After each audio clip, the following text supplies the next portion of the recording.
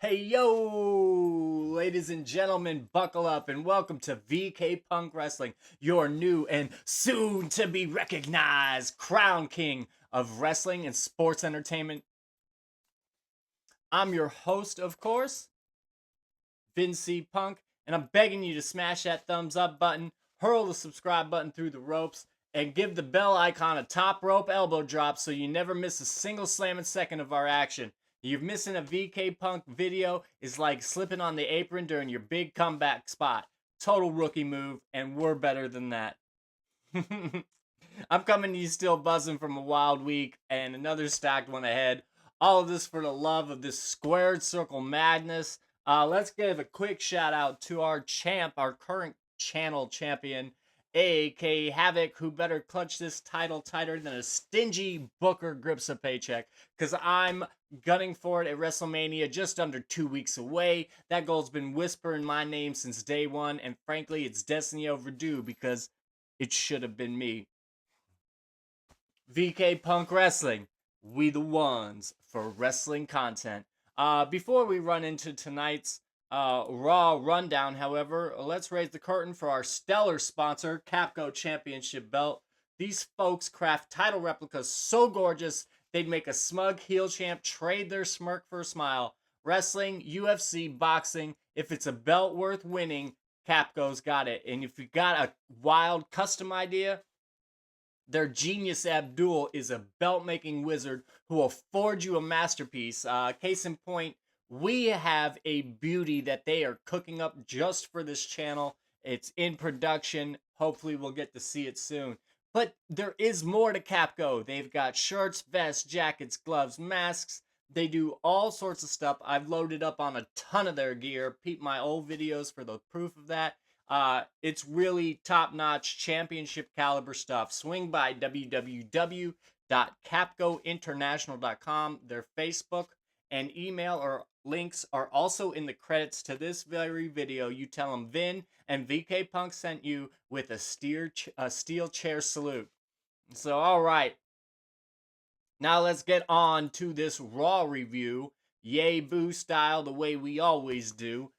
Tonight's show kicks off with dazzling shots of Allegiant Stadium in Las Vegas, where WrestleMania is going to be the battleground. We eventually cut to Minneapolis, where Raw's lighting up the sky for tonight. Michael Cole runs us through the evening's lineup as we catch glimpses of New Day, War Raiders, the Judgment Day, Penta, and even the ever-scheming Paul Heyman strutting into the arena. Cole and Pat McAfee trade some playful jabs before we're whisked into a video week recap of last week's women's triple threat. A teaser featuring Rhea Ripley, Io Sky, and Bianca Belair, spotlighting last week's match where Bianca Belair did the ref stint in Rhea versus Io. We hit the ring where Adam Pearce stands beside a table cradling the women's heavyweight championship.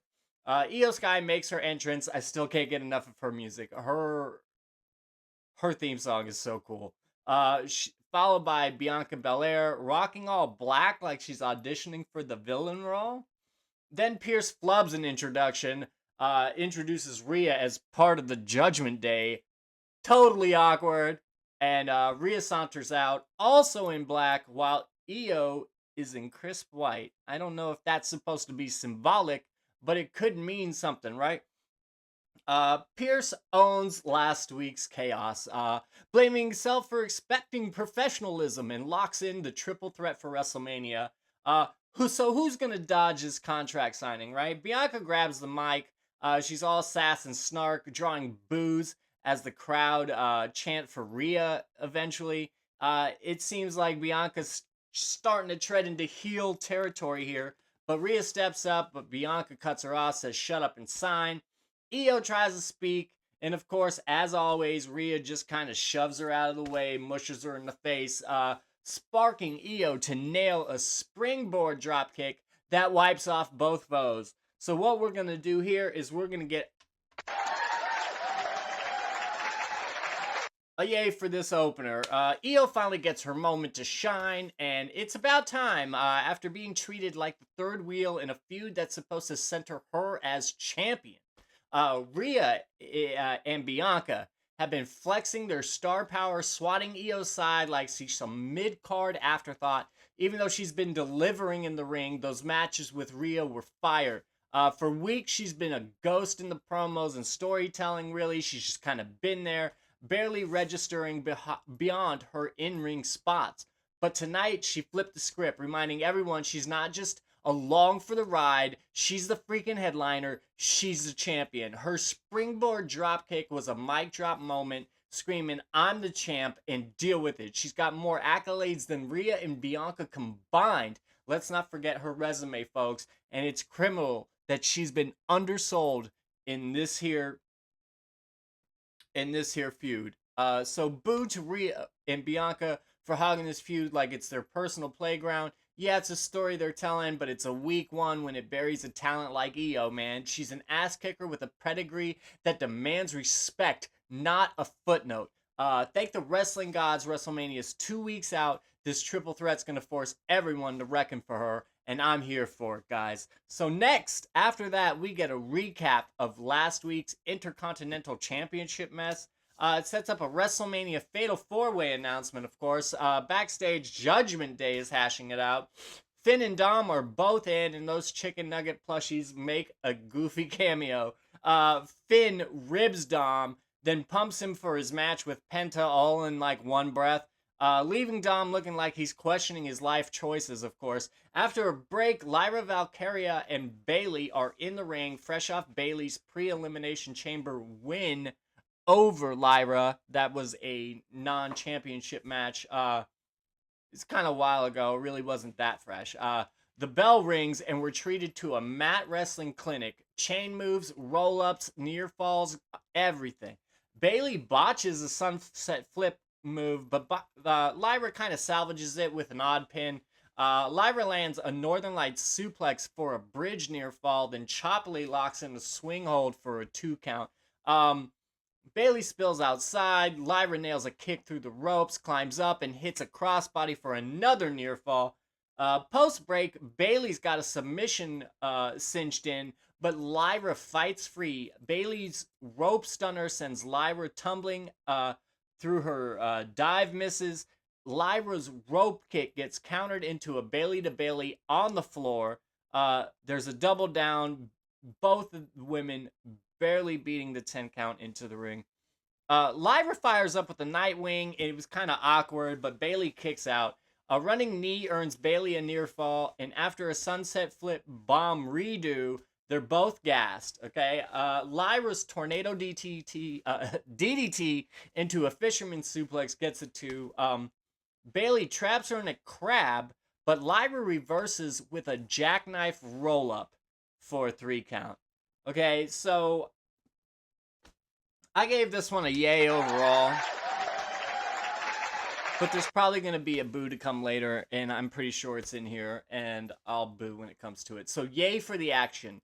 This match was a banger. These two put on a clinic, a lot of mat wrestling, chain sequences, and near falls that kept me glued to the screen. The botch sunset flip could have derailed things, but Lyra quick thinking turned it into a quirky highlight. That Northern Lights suplex was picture perfect. The back and forth after the break was relentless.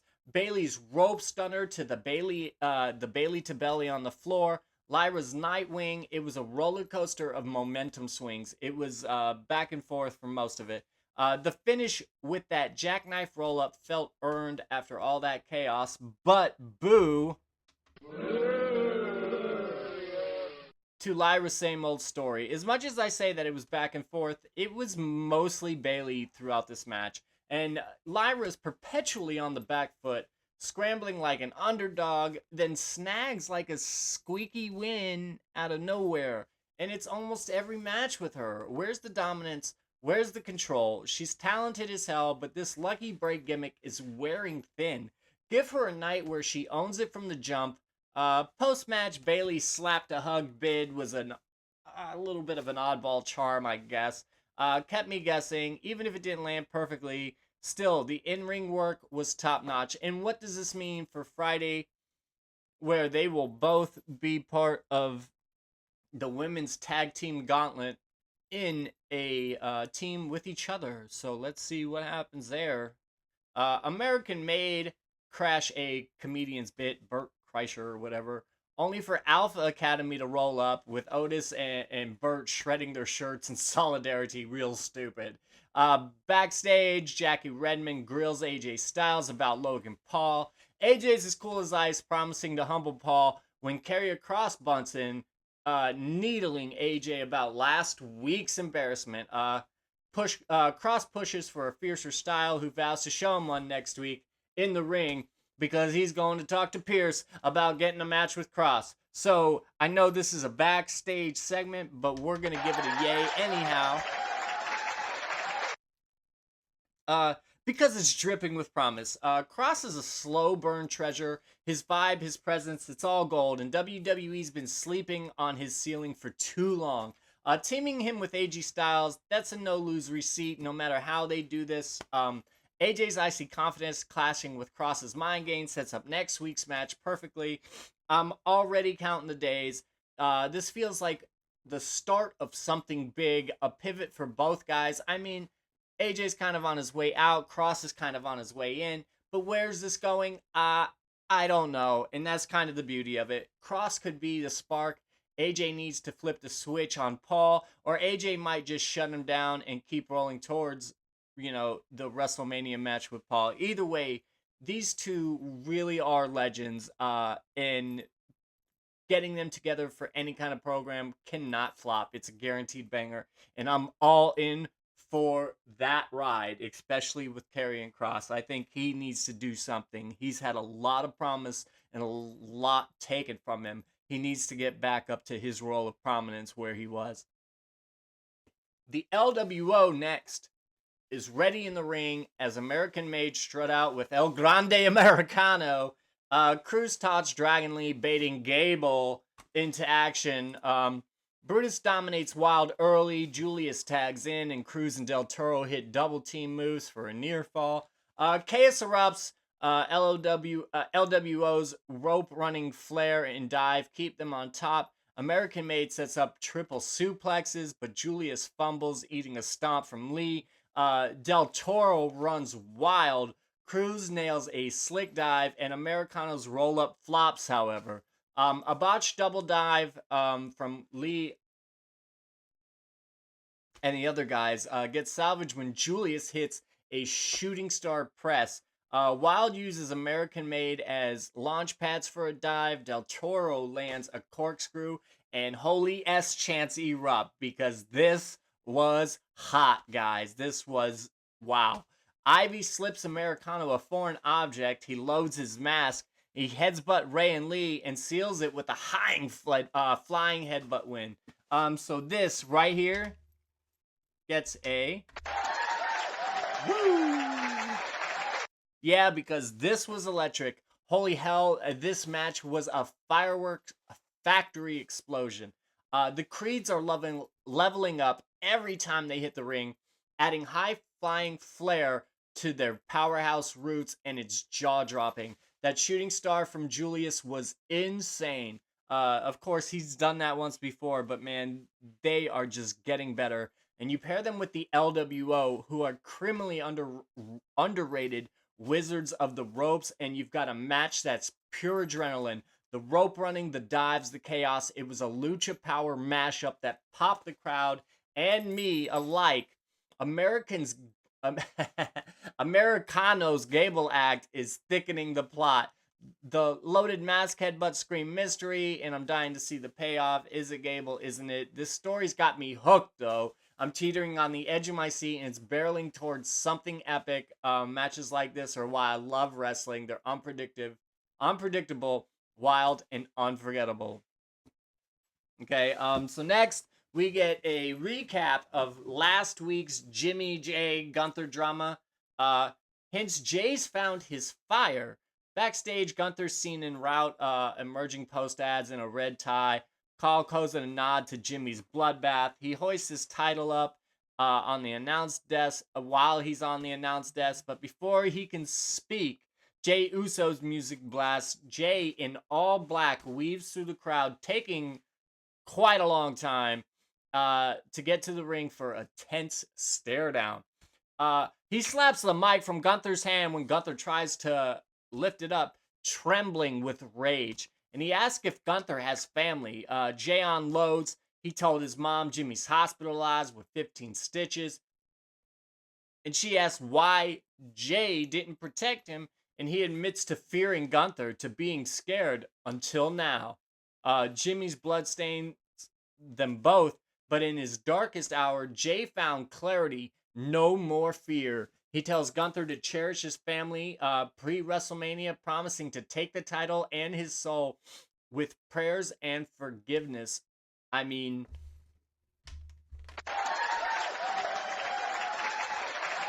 how could this get anything else?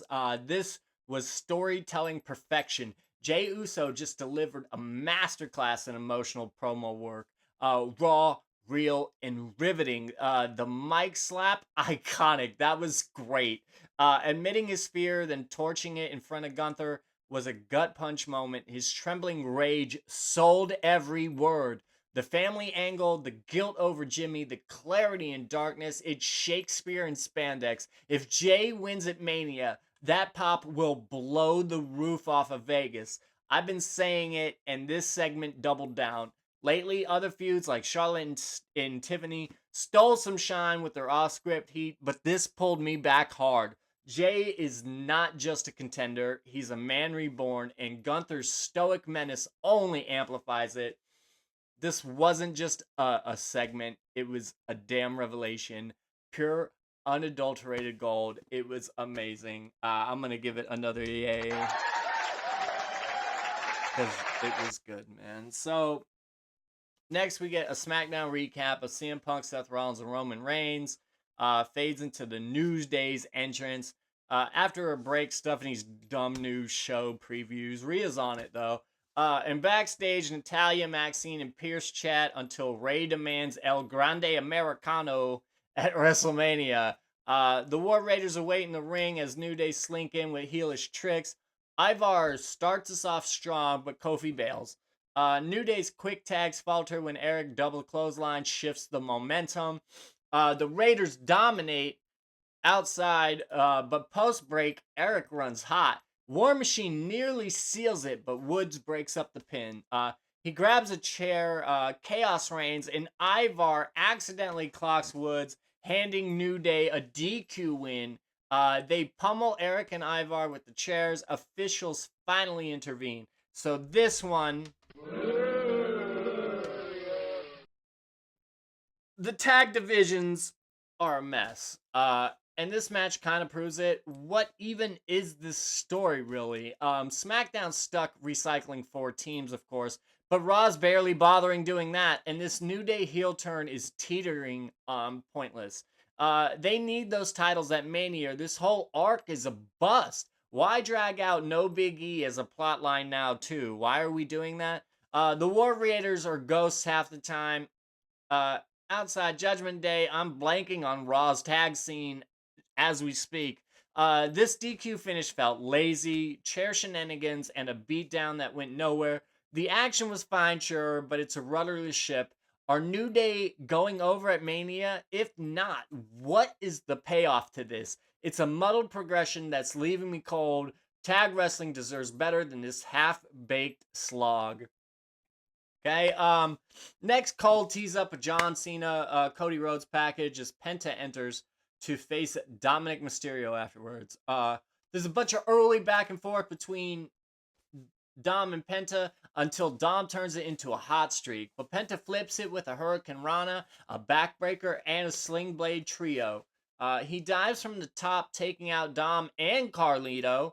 Post break, Dom's 3 Amigo earns him a near fall. His 619 meets a super kick. Penta surges and gets a near fall until Dom's Destroyer and a 619 combo falter when Penta blocks a splash with the knees at the end. There's a fear factor and a Penta driver, and that's what seals the match. Post-match, Carlito jumps Penta. Braun Breaker storms down to this ring, spearing Carlito into WrestleMania weekend. and he's gonna be waiting there for us when we all arrive. um, he hit Dom with one, and then he flattened Penta with one as well. Braun poses with the title, but Finn Balor emerges, dodging a spear and getting Wade to safety. So this, once again, is there's no way to give it not a yay. This was glorious chaos. This was a masterpiece of madness. Dom stepped out of his chicken crap heel shadow and wrestled like a star, trading blows with Penta's brilliance. That Hurricane Rana to Sling Blade run. Dom's Three Amigos and Destroyer showed that he's got chops. He's not just a character. He's not just this guy that runs away. He can really do the dance. The match was a banger, but the post Bell Insanity, Braun's spearing Carlito into orbit, clipping Dom, flattening Penta, turned it into a WrestleMania preview for the ages. Finn's dodge kept the Fatal 4-Way Heat alive. He's my pick to snag that gold at Mania. This was Dom at his best, though. Penta at his peak, and Braun as a wrecking ball. Perfectly wild, perfectly wrestling. I mean, crazy stuff, man. That was amazing. I can't wait to see what Finn does at Mania. So we get a little cut to backstage where Paul Heyman is unfazed and soon in the ring, proclaiming loyalty to Roman Reigns and CM Punk, his tribal chief and his best friend. But then Seth Rollins interrupts in bell bottoms and a bathrobe. The crowd sings his song, and he welcomes us to Monday Night Rollins when we're only like 15 minutes from the close of the night.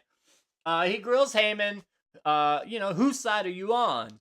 Seth calls him neither Punk's pal nor Roman's wise man, claiming Roman ditched him to the new bloodline wolves, and Seth's true sting. Nobody did save Heyman during that time, and he offers to remove him menacingly. Heyman halts him, but Seth shoves. CM Punk charges out. Surprised considering we didn't really think he was there. And he brawls with Seth. No Roman, however. Punk sets Seth on the stairs, but Rollins rebounds with a stomp in the ring, nearly clipping Heyman, doing one right next to Heyman, and says that Heyman owes him a favor now. So, I'm gonna do yay for that or boo for that last line. That last line doesn't make any sense. I don't understand why Heyman now owes Rollins something. Why? Because he didn't stomp him? Just go ahead and stomp him. You should have. But yay for this segment as a whole. Storyline gold, mostly. This is a roller coaster of intrigue and tensions. Heyman's loyalty speech set the stage, but Seth stole it. Those bell bottoms in that bathrobe were ridiculous. Yet, he always owns the silly crap that he has to wear. His truth bombs about Roman and Punk abandoning Heyman hit kind of hard. You can see Paul's gears turning. The remove you threat felt real. Seth slapping him around was a little spicy. Then Punk safe flipped it all. No Roman, though? So that's the kicker, really. Heyman's left questioning everything. Will he stick with Punk, who did show up? Or see Seth's point about Roman and Punk? Or wild card, just run with Rollins. Will he start to see that the stuff that Seth was telling him is all accurate? Like, oh my gosh, CM Punk didn't save me when I was left to the new bloodline, and neither did Roman, just left me here all alone. But now we're in this position, and look, nobody's coming to save you, but CM Punk does come to save him. So, is he gonna realize that Roman did not come to save him? I mean, there's a lot of things going, but this whole thing is overflowing with possibility, and it's got me rabid for Mania. I can't wait. Is it overwhelming? Yes. Is it brilliant? Absolutely. So this Raw as a whole earns a thunderous yay. I mean, from the rooftops, what a night. It was nonstop barrage of in-ring fireworks, tangled storylines that twist your brain in the best way, and pure unfiltered fun that keeps us hooked. The road to WrestleMania is blazing hotter than a steel chair in a Texas death match, and it's all building to the colossal showdown April 19th and 20th in Las Vegas, Nevada. Mark your calendars because this is shaping up to be a slobber knocker for the ages. Every segment tonight felt like a step closer to glory, and I'm strapped in for the ride. So a big thanks for all of you. Let's give all of you guys out there a yay, because you're the heart of VK Punk Wrestling. We're thrilled to have you in our corner, of course. I'll level with you. Life has been throwing some stiff shots lately. A real grind that would test any contender. But like a true warrior in the squared circle, we're swinging back harder than ever. New energy, new fire, and I promise to keep this train rolling. Take it from me, when the going gets tough, you dig deep, stick with it, and keep fighting. Land that finishing move, pin the struggles for the 3 count, and snatch your title shot because you're the MVP of your own story and the crowd is chanting your name. Now let's keep this momentum going. Drop some rowdy love in the comments below, guys. Let me know your favorite moment from tonight or from Monday night. Or just yell about how pumped you are for Mania. Smash that subscribe button like it's a turnbuckle. Share the video with your crew so they can join the VK Punk party, and keep your eyes peeled for my predictions war video dropping soon with the whole crew, hopefully. I'm calling it now. I'm walking out of that war with my belt. My first reign starts at Mania, and it's going to be a reign of chaos and charisma you won't forget. I'm Vince C. Punk, and this is VK Punk Wrestling, and we the ones for wrestling content. Catch you next time, guys. Good night.